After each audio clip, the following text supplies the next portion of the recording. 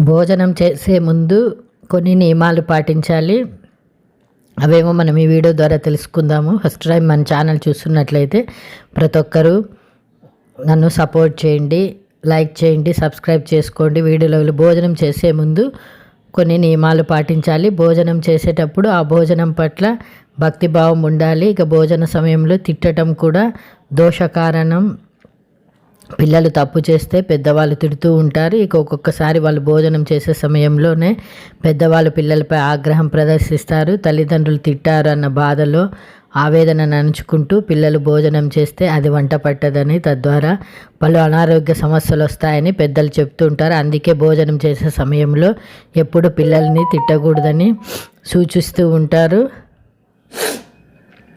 భోజనం చేసిన వారిపై ఆవేశపడటం వలన శాస్త్ర సంబంధమైన దోషాలు కూడా ఎదురవుతాయని చెప్తూ ఉంటారు. కొంతమంది భోజనం చేసే సమయంలో ఆగ్రహంతో తినే పళ్ళెం పక్కకు నెట్టడం, అన్నాన్ని విసిరి కొట్టడం చేస్తూ ఉంటారు. ఇది అత్యంత దోష కారణమవుతుందని పెద్దలు చెప్తున్నారు. ఎవరైతే అన్నం నిర్లక్ష్యం చేస్తారో, అన్నాన్ని విసిరి కొడతారో వారికి అన్నం దొరకకోకుండా పోతుందని పెద్దలు చెప్తూ ఉంటారు.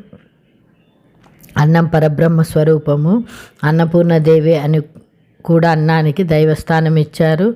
అటువంటి అన్నాన్ని నిర్లక్ష్యం చేస్తే కళ్ళ ముందు అన్నం ఉన్నప్పటికీ తినలేనటువంటి పరిస్థితులు వస్తాయని, ఇతరత్ర అనారోగ్య సమస్యలతో ఆ ఆహారం ఎదురుగా ఉన్న తినకూడని ఇబ్బందులు వస్తాయని పెద్దలు చెప్తున్నారు.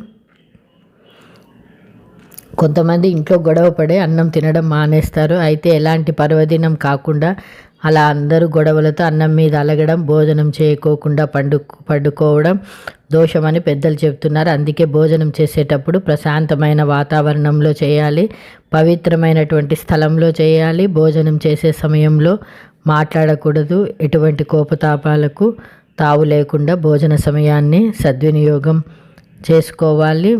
ఇంకా కొంతమంది పిల్లలు పెద్దలకు తెలియకుండా ప్లేట్లలో పెట్టినటువంటి అన్నాన్ని తీసుకెళ్ళి డస్ట్బిన్లో పారేస్తూ ఉంటారు. అన్నం తినాలంటేనే చిరాకును ప్రదర్శిస్తూ ఉంటారు.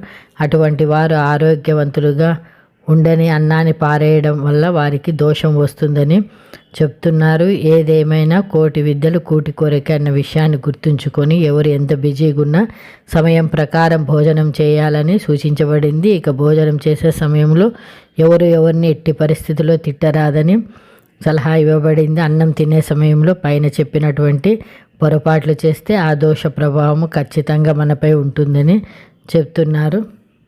భోజన నియమాలేమో తెలుసుకుని భోజనానికి ముందు తర్వాత తప్పక కాళ్ళు చేతులు కడుక్కోవాలి. తడి కాళ్ళను తుడుచుకొని భోజనానికి కూర్చోవాలి. తూర్పు ఉత్తరం వైపు కూర్చొని భోజనం చేయడము మంచిది. ఆహార పదార్థాలు తినే పళ్ళానికి తాకించరాదు. అలా చేస్తే అవి ఎంగిలి అవుతాయి. ఎంగిలి పదార్థాలు ఎవరికి పెట్టరాదు, చాలా దోషం. అన్న పాత్రలో నేతి గిన్నెను పెట్టి కాచడం చేయరాదు. మెతుకులు నేతిలో పడరాదు. భోజనం చేస్తున్నప్పుడు మధ్యలో లేవకూడదు. ఎంగిలి చేతితో ఏ పదార్థాన్ని చూపించరాదు, తాకరాదు. ఎడమ చేతితో తినే కంచాన్ని ముట్టుకోకూడదు. ఒకవేళ కంచాన్ని ముట్టుకుంటే వెంటనే ఎడమ చేతితో నీటిని ముట్టుకోవాలి. సొట్టలు ఉన్న కంచం, విరిగిన కంచం భోజనానికి పనికిరాదు. నిలబడి అన్నం తింటూ ఉంటే క్రమంగా దరిద్రులవుతారు. ఉపనయనం అయిన వారు తప్పక ఆపోసనం పట్టి గాయత్రి మంత్రంతో ప్రోక్షణ చేసుకొని భోజనం చేయాలి. ఉపనయనం కాని వారు భగవన్నామం ఉచ్చరించి భోజనం చేయాలి. అన్నం తింటున్నప్పుడు వంట బాగలేదని దూషించడం, కోపంతో అన్నం పెట్టేవారిని తిట్టడం చేయరాదు. ఆపోసనం అయ్యాక ఉప్పు వడ్డించుకోరాదు. ఏదైనా పదార్థాల్లో ఉప్పు తక్కువైతే ఆ పదార్థాలు ఉన్న గిన్నెల్లో ఉప్పు వేసుకొని వడ్డించుకోవాలి. కంచం ఒడిలో పెట్టుకొని భోజనం చేయరాదు. పడుకొనే మంచం మీద భోజనము చేయరాదు. అంటే ఇది వృద్ధులకు, అనారోగ్యం ఉన్నవారికి వర్తించదు. మాడిన అన్నాన్ని నివేదించరాదు. అతిథులకు పెట్టరాదు. భోజనం అయ్యాక శురకర్మ చేసుకోరాదు. అంటే వెంట్రుకలు కత్తిరించుకోవడం చేయకూడదు. గురువులు లేదా మహాత్ములు ఇంటికి వస్తే మనం తినగా మిగిలినవి పెట్టరాదు. మళ్ళీ ప్రత్యేకంగా వంట చేయాలి. భోజనం వడ్డించేటప్పుడు పంక్తి భేదం చూపరాదు. అనగా ఒకరికి ఎక్కువ వడ్డించడము, మరొకరికి తక్కువ వడ్డించడము చేయరాదు. భోజనం చేస్తున్నప్పుడు తింటున్న పదార్థాల్లో వెంట్రుకల పురుగులు వస్తే తక్షణం విడిచిపెట్టాలి. వడ్డన పూర్తి అయ్యాక విస్తర్లో లేదా కంచంలో ఆవు నెయ్యి వేసుకుంటే ఆహారం శుద్ధి అవుతుంది. భగవన్నామం తలుచుకుంటూ లేదా భగవత్ కథలు వింటూ వంట వండడం, భోజనం చేయడము చాలా ఉత్తమము. ఉపాసకులను ఏదైనా దీక్షలో ఉన్నవారిని ఎక్కువ తినమని బలవంత పెట్టరాదు. అతిథిగా ఆహారం స్వీకరించడం వారి అనుష్ఠానికి ఇబ్బంది అవ్వచ్చు. భోజనం చేస్తున్నవారు అనగా భోజనం మధ్యలో తింటూ వేదం చదవరాదు. గిన్నె మొత్తం ఊడ్చుకొని తినరాదు. ఆహార పదార్థాలను కాళ్ళతో తాకరాదు. భోజనం చేస్తున్నప్పుడు నీళ్ళ పాత్రను కుడివైపు ఉంచుకోవాలి. స్త్రీలు బహిష్టు కాలంలో వంట వండరాదు, వడ్డించరాదు. వారు ఆ 4 రోజులు ఎవరిని తాకరాదు. వడ్డన సమయంలో అక్కడ ఉండరాదు. అరటి ఆకుల వంటి వాటిలో భోజనం చేసిన వ్యక్తి వాటిని మడవకూడదు. తిన్న విస్తరిని మడవడం అనాచారం. తన ఇంటిలో ఒక్కడు ఉన్నప్పుడు ఈ నియమం వర్తించదు. ఎంగిలి ఇస్తరాకులను తీసేవాడికి వచ్చే పుణ్యము అన్నదాతకు కూడా రాదని శాస్త్రం చెప్తోంది. జగద్గురు అయిన శ్రీకృష్ణుడు కూడా ధర్మరాజు చేసినటువంటి రాజసూయ యాగంలో లక్షలాది మంది తిన్న ఎంగిలాకులు ఎత్తాడని మహాభారతం చెప్తోంది. భోజనం అయ్యాక 2 చేతులు కాళ్ళు కడుక్కోవాలి. అవకాశం లేనప్పుడు 2 చేతులైనా తప్పక కడుక్కోవాలి. నోరు నీటితో పుక్కలించుకోవాలి.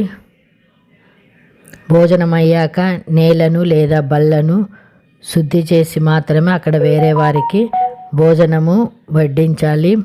ఇప్పటికీ సదాచారాలు పాటించే కొందరి ఇండ్లలో గోమయం లేదా పసుపు నీళ్ళు చల్లి మరి శుద్ధి చేస్తారు.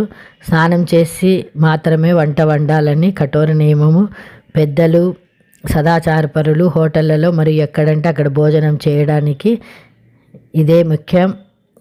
చేయకపోవడానికి ఇదే ముఖ్య కారణము.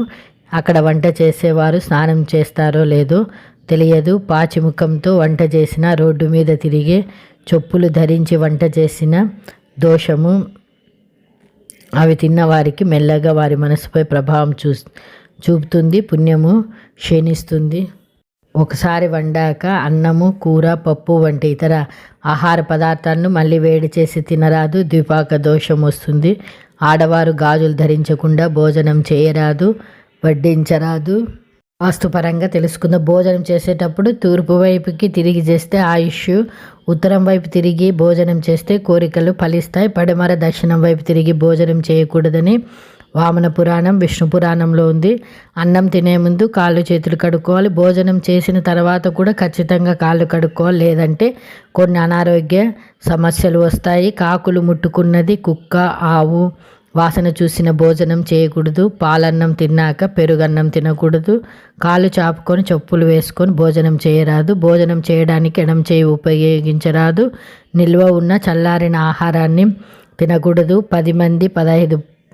10 నుంచి 15 పదార్థాలతో భోజనం కన్నా కూర, పప్పు, పచ్చడి, మజ్జిగతో తీసుకునే ఆహారమే అమృతము. నిలువ పచ్చడిని వయసులో ఉన్నవారు 2 రోజులకోసారి, మధ్య వయసులో వారానికి 2 సార్లు, 40 దాటాక 15 రోజులకోసారి, 50 దాటాక నెలకు ఒకసారి తీసుకోవటము ఆరోగ్యకరము. గ్రహణ రోజున అంటే సూర్యగ్రహణానికి 12 గంటల ముందు, చంద్రగ్రహణానికి 9 గంటల ముందు ఎలాంటి ఆహారము తీసుకోకూడదు. దూడను కన్న తర్వాత పశువు నుంచి 10 రోజుల వరకు పాలు తీసుకోకూడదు. భోజనం మధ్యలో లేవటం, మాట్లాడటం తగదు. అన్నాన్ని వృధా చేయరాదు. ఎంగిలి అన్నాన్ని ఇతరులకు పెట్టరాదు. అదిగా తింటే ఆయుష్ తగ్గుతుంది. ఆచమన విధి తెలియనప్పుడు భగవంతుని స్మరించి భుజించాలి. రోజుకు 2 సార్లు భోజనం చేయాలి. 2 సార్లు మధ్యలో ఏ ఆహారం తీసుకోకపోతే ఉపవాస ఫలితం లభిస్తుందంటారు.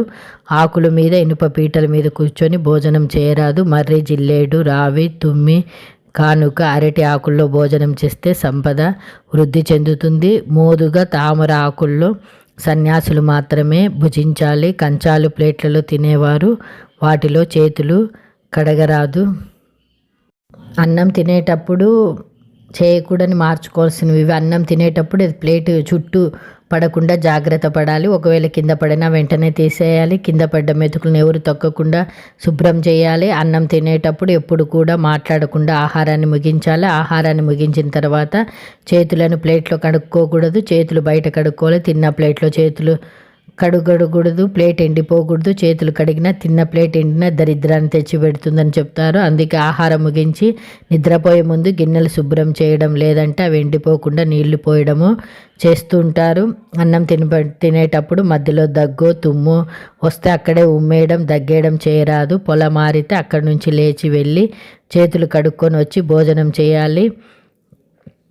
ఇది పరమదం. కూర్చొని మాత్రమే భోజనం చేయాలి. ఎప్పుడు కూడా నిలబడి తినకూడదు. తిన్నాక చేతులు విదిలించకూడదు. కడుక్కున్న చేతుల్ని శుభ్రంగా తుడుచుకోవాలి. భోజనం పూర్తయిన తర్వాత పుల్లలు వేళ్ళు నోట్లో పెట్టుకునే అలవాటు చాలామందికి ఉంటుంది. ఇది అసలు మంచిది కాదు. నీళ్ళను పుక్కిలించి ఉమ్మేయడం మంచిది. భోజనం పూర్తయిన తర్వాత ఒళ్ళంతా బరువుగా ఉందంటూ తిన్న ప్లేట్ పక్కనే నడుం వాలుస్తుంటారు. ఇది పరమ దరిద్రానికి హేతువు. తిన్న ప్లేట్ అక్కడే ఉంచి ఎప్పుడు ఆ పక్కనే నిద్రపోరాదు. ఈ వీడియో నచ్చితే తప్పకుండా లైక్ చేయి.